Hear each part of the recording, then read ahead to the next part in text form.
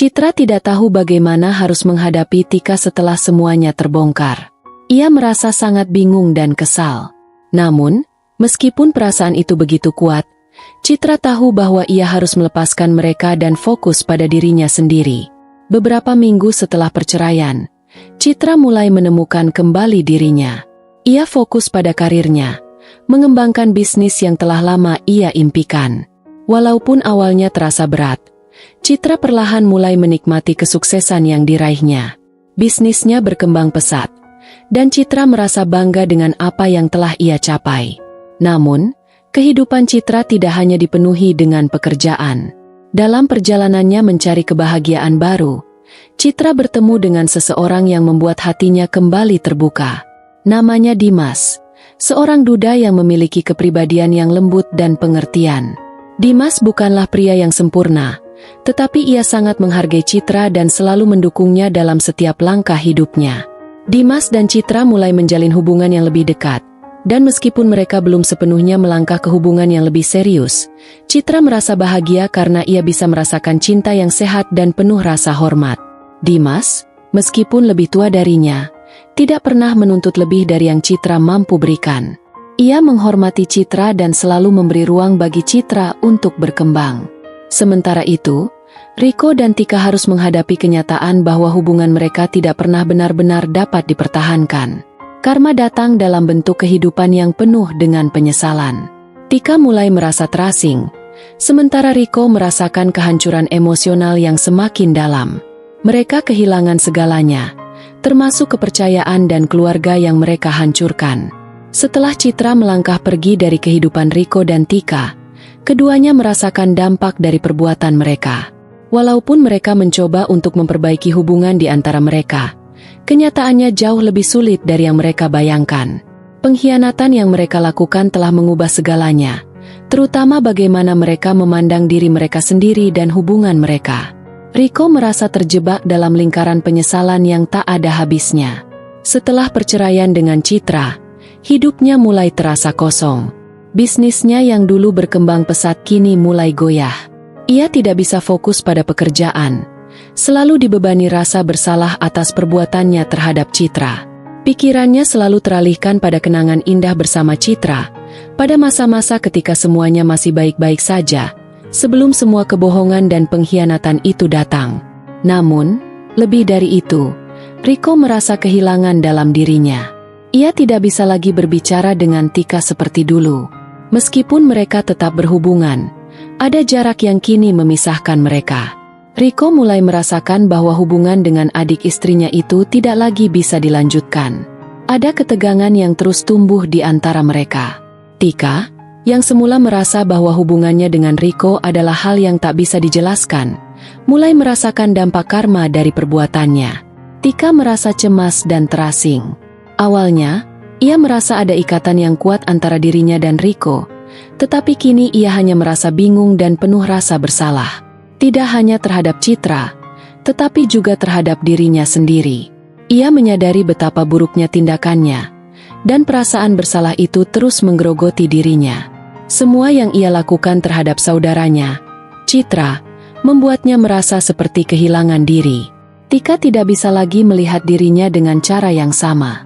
Ia merasa terasing dari keluarga, dari orang-orang yang seharusnya ia cintai dan hormati. Setiap kali ia memikirkan Riko, ia merasa bersalah.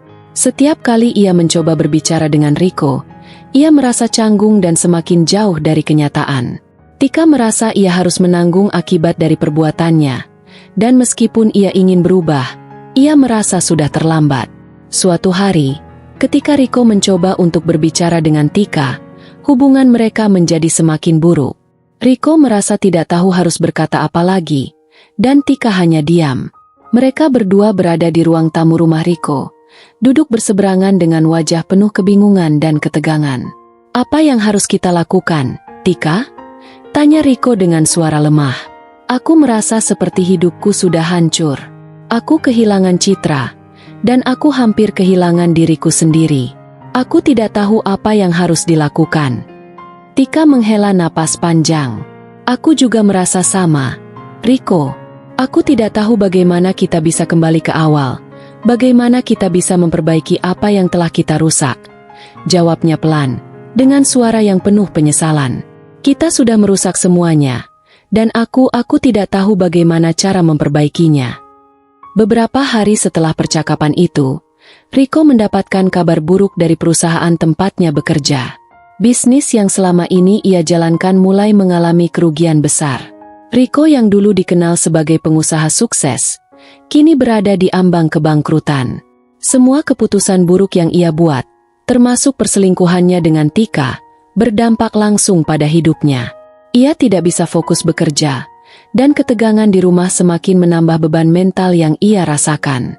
Di sisi lain, Tika juga merasakan karma yang datang akibat perbuatannya. Ia kehilangan hubungan baik dengan orang-orang yang dulunya dekat dengannya. Teman-teman dan keluarganya mulai menjauh. Mereka tidak bisa lagi memaafkan apa yang telah ia lakukan pada Citra. Tika merasa sangat terasing, terperangkap dalam rasa bersalah yang terus menghantuinya. Ia merasa dunia ini mulai menekan dirinya, dan tidak ada tempat yang aman lagi. Di tengah semua masalah itu, Citra, yang kini jauh lebih kuat dan lebih mandiri, tidak lagi merasa terlalu terbebani oleh perbuatan Rico dan Tika. Ia telah memulai kehidupan baru dan merasa bangga dengan pencapaiannya. Meskipun hatinya masih terluka, ia mulai merasa bahwa masa depannya masih penuh dengan peluang. Bisnisnya semakin berkembang, dan ia mendapat lebih banyak penghargaan atas kerja kerasnya. Hubungan dengan Dimas, pria duda yang ia temui beberapa bulan setelah perceraian, juga semakin baik. Dimas adalah pria yang penuh perhatian, sabar, dan selalu mendukung Citra dalam segala hal. Meskipun hubungan mereka belum terlalu lama, Citra merasakan adanya kedekatan yang nyata. Ia tidak terburu-buru dalam menjalani hubungan ini, tetapi ia merasa bahwa Dimas adalah orang yang tepat untuk membantunya mengembalikan kepercayaan pada cinta. Citra menyadari bahwa meskipun kehidupannya pernah dihancurkan oleh pengkhianatan, ia memiliki kekuatan untuk bangkit dan menemukan kebahagiaannya sendiri. Ia memilih untuk tidak membiarkan masa lalunya menentukan siapa dirinya di masa depan. Ia tahu bahwa kebahagiaannya bukan bergantung pada orang lain, melainkan pada dirinya sendiri. Rico dan Tika, di sisi lain, merasa semakin terjebak dalam karma dari tindakan mereka. Meskipun mereka mencoba untuk memperbaiki hubungan mereka, semuanya tampaknya sia-sia. Rico merasa dirinya terperangkap dalam kebohongan, dan Tika merasa dirinya semakin terasing dari semua orang. Kehidupan mereka yang dulu penuh dengan harapan dan ambisi kini terasa hampa. Karma datang dengan cara yang keras, dan meskipun mereka masih berusaha untuk memperbaiki keadaan, Rico dan Tika tahu bahwa mereka tidak bisa mengubah apa yang telah mereka lakukan. Semua keputusan buruk yang mereka buat akan terus menghantui mereka. Setelah melalui beberapa bulan penuh dengan perasaan sakit dan kehancuran, Citra merasa dirinya mulai menemukan kembali keseimbangan. Hari-harinya semakin dipenuhi dengan pekerjaan dan kegiatan yang membangun, bukan hanya secara finansial, tetapi juga emosional. Keputusannya untuk melepaskan masa lalu dan fokus pada masa depan membuat hidupnya lebih damai. Ia merasa lega, meskipun tak bisa sepenuhnya menghapus luka di hatinya. Dimas, yang mulai lebih banyak menghabiskan waktu dengan Citra, perlahan memberikan ruang bagi Citra untuk merasakan kembali kebahagiaan yang selama ini hilang. Dimas bukan hanya menjadi pasangan yang penyayang, tetapi juga teman yang memahami dan mendukung Citra. Mereka menikmati waktu bersama, dan meskipun mereka belum terburu-buru untuk mengambil langkah besar dalam hubungan mereka, Citra merasa nyaman dan aman bersamanya. Suatu malam, ketika mereka sedang makan malam di restoran favorit Citra, Dimas menyentuh tangan Citra dengan lembut. "Aku tahu ini mungkin terdengar cepat, tapi aku ingin kamu tahu bahwa aku ada untukmu, Citra. Aku tahu masa lalumu tidak mudah, tapi aku ingin membantu kamu melalui perjalanan ini. Aku ingin kamu tahu bahwa kamu tidak sendirian," ujar Dimas dengan mata penuh kasih sayang. Citra menatap Dimas dengan haru. Ia merasa bahagia bisa memiliki seseorang yang benar-benar peduli padanya, tanpa ada agenda tersembunyi. "Terima kasih, Dimas. Aku tidak tahu apakah aku siap untuk hubungan serius lagi, tapi aku senang ada kamu di sini. Kamu membuatku merasa lebih kuat," jawab Citra dengan penuh rasa syukur. Namun, Meskipun ia telah menemukan ketenangan dalam hidupnya bersama Dimas, ada satu bagian dari dirinya yang masih belum bisa ia lupakan.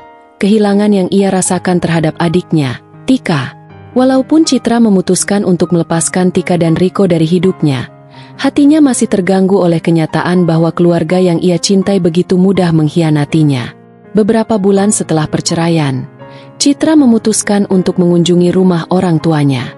Ia ingin bertemu dengan ibunya, yang selama ini selalu menjadi pendukung dan tempatnya mencari kenyamanan.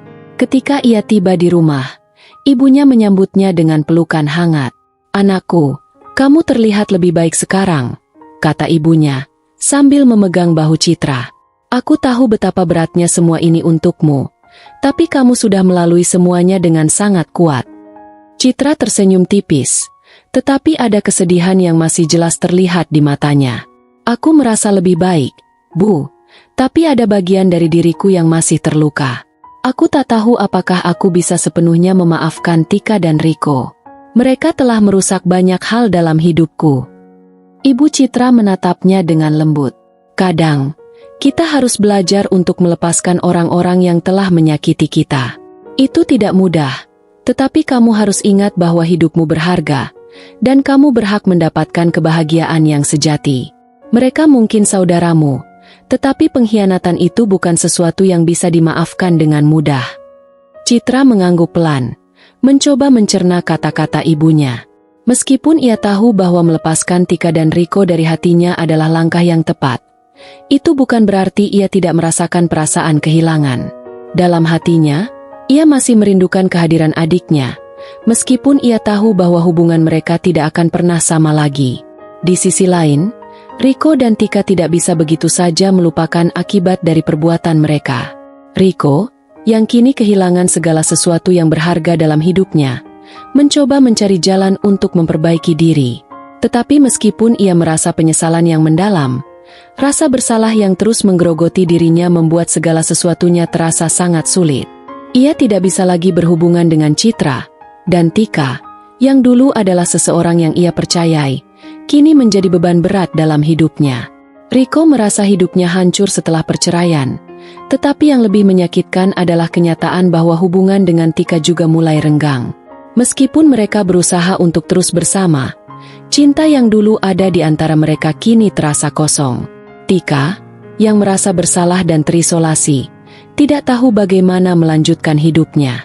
Mereka tidak lagi berbicara seperti dulu, dan komunikasi antara mereka semakin renggang. Tika merasa seperti telah kehilangan semuanya, saudarinya, Citra, dan sekarang, bahkan Riko.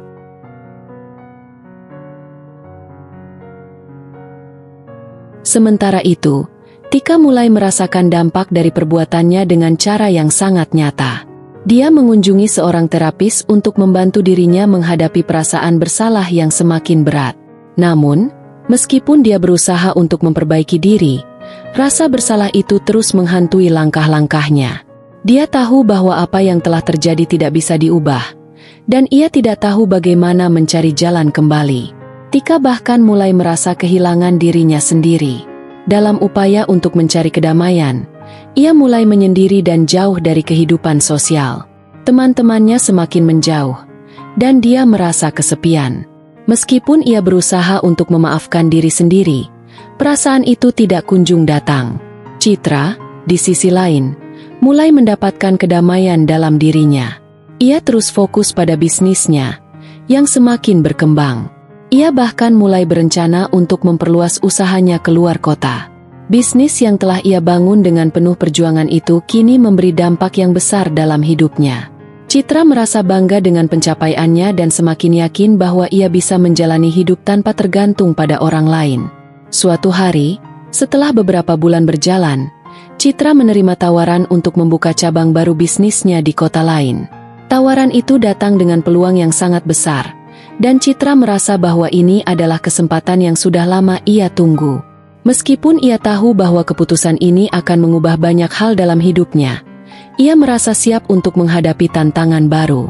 Di akhir tahun, Citra memutuskan untuk menjalani perjalanan pribadi yang sudah lama ia impikan. Bersama Dimas, ia merencanakan liburan panjang ke luar negeri, untuk merayakan kebahagiaan baru yang mereka temui bersama.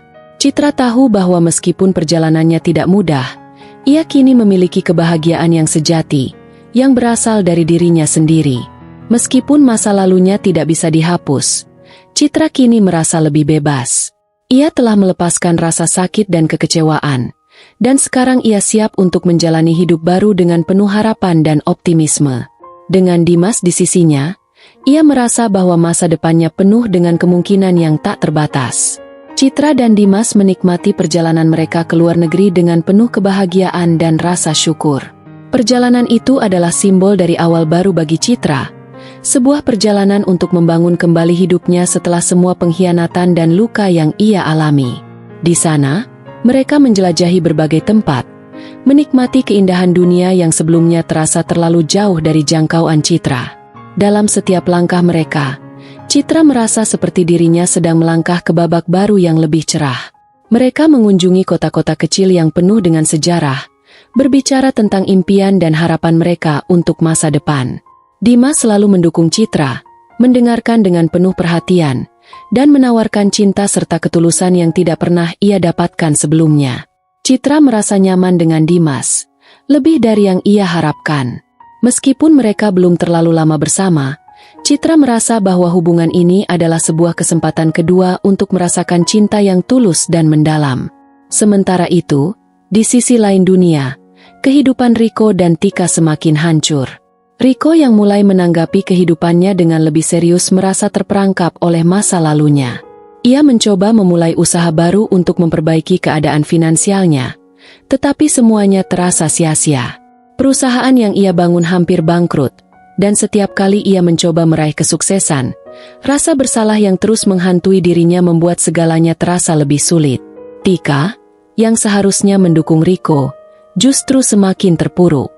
Walaupun mereka berusaha menjaga hubungan mereka, keduanya merasa semakin terasing. Tika tidak tahu bagaimana melanjutkan hidupnya setelah semua yang terjadi.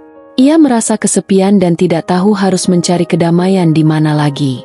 Meskipun ia telah berusaha untuk memperbaiki hubungan dengan Citra, ia tahu bahwa hal itu tidak akan mungkin terjadi. Riko dan Tika merasa dunia mereka semakin sempit. Mereka tidak bisa menghindari kenyataan bahwa mereka telah menghancurkan semuanya. Riko merindukan Citra, meskipun ia tahu bahwa hubungan mereka tidak akan pernah bisa diperbaiki. Tika, di sisi lain, merasa kesepian dan terasing dari semua orang. Semua keputusan buruk yang mereka buat kini mempengaruhi kehidupan mereka dengan cara yang sangat nyata. Sementara itu, Citra yang telah memilih jalan untuk berdamai dengan dirinya sendiri merasa hidupnya mulai kembali utuh. Keputusan untuk meninggalkan masa lalu dan memaafkan dirinya sendiri adalah langkah penting dalam proses penyembuhannya. Ia tahu bahwa kebahagiaan tidak datang dengan mudah, tetapi sekarang ia merasa siap untuk meraihnya. Bisnisnya semakin berkembang, dan Citra mendapatkan banyak pengakuan dari rekan-rekan bisnis dan koleganya. Ia mulai memperluas usaha ke berbagai kota, dan semakin banyak orang yang tertarik bekerja sama dengannya.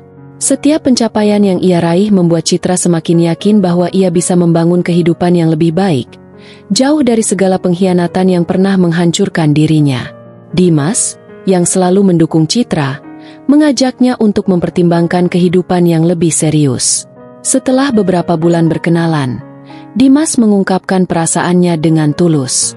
"Citra, aku tahu kita baru bersama beberapa waktu, tapi aku merasa kita punya banyak hal yang bisa kita bangun bersama. Aku ingin melanjutkan perjalanan ini denganmu, menjadi bagian dari hidupmu," kata Dimas suatu malam, ketika mereka sedang duduk di balkon hotel mereka di luar negeri, menikmati pemandangan malam yang indah. Citra tersenyum, perasaan hangat dan cinta mengalir dalam dirinya. "Dimas, aku juga merasakan hal yang sama. Aku tidak pernah merasa secocok ini dengan seseorang. Kamu membuatku merasa dihargai dan aku tahu kamu adalah orang yang tepat untuk berjalan bersama dalam hidup ini," jawab Citra, matanya berbinar penuh harapan. Mereka berdua menikmati malam itu dengan penuh kebahagiaan. Citra tahu bahwa meskipun ia telah melalui banyak cobaan, ia sekarang telah menemukan seseorang yang bisa berbagi kebahagiaan dan kesedihan bersamanya. Hubungan mereka, yang terbangun di atas dasar saling pengertian dan cinta, adalah sesuatu yang Citra hargai lebih dari apapun. Sementara itu, kehidupan Riko dan Tika semakin menjauh dari harapan mereka untuk memperbaiki keadaan. Riko berusaha menutup luka masa lalunya dengan bekerja keras. Tetapi ia merasa tak pernah bisa mendapatkan kembali apa yang telah hilang. Bisnis yang dulu menjadi kebanggaan hidupnya kini hampir runtuh. Di sisi lain, Tika merasa semakin terasing. Meskipun ia mencoba untuk menghubungi keluarga dan teman-temannya, kebanyakan dari mereka sudah menjauh, tidak mau berhubungan dengan dirinya lagi setelah tahu apa yang telah terjadi. Ia merasa hidupnya tidak ada arti, dan semuanya tampak seperti kehancuran yang tak terhindarkan. Ketika Riko dan Tika menyadari bahwa mereka tidak bisa lagi memperbaiki hubungan mereka memilih untuk berpisah. Tidak ada lagi kebahagiaan yang bisa ditemukan dalam hubungan mereka. Meskipun perasaan cinta masih ada, semuanya terlalu terlambat untuk dipulihkan. Tika memilih untuk menjalani hidupnya sendiri, berusaha untuk mengatasi rasa bersalah yang terus menghantuinya. Riko, meskipun kesepian, mencoba mencari penghiburan dalam pekerjaan dan kehidupan sosial yang mulai kembali sepi. Mereka berdua akhirnya menyadari bahwa mereka harus menerima kenyataan bahwa mereka telah menghancurkan hidup mereka sendiri dengan pilihan yang mereka buat. Pada akhirnya, Citra memilih untuk melanjutkan hidupnya dengan penuh keyakinan. Dengan Dimas di sampingnya, ia merasa bahwa hidupnya kini berada di jalur yang benar. Ia membuktikan bahwa meskipun pengkhianatan bisa menghancurkan, ia masih bisa bangkit dan menemukan kebahagiaannya sendiri. Citra tidak lagi terikat pada masa lalu atau pengkhianatan. Ia tahu bahwa hidupnya adalah miliknya, dan ia berhak untuk bahagia. Tamat. Cerita ini mengingatkan kita bahwa dalam hidup, kita seringkali dihadapkan pada pengkhianatan dan kesulitan, namun itu bukan akhir dari segalanya. Ketika kita mampu melepaskan yang telah lalu, kita membuka jalan untuk kebahagiaan yang lebih besar di masa depan. Citra, meskipun dilanda luka yang dalam, memilih untuk bangkit, dan dengan itu, ia menemukan kebahagiaan yang sejati.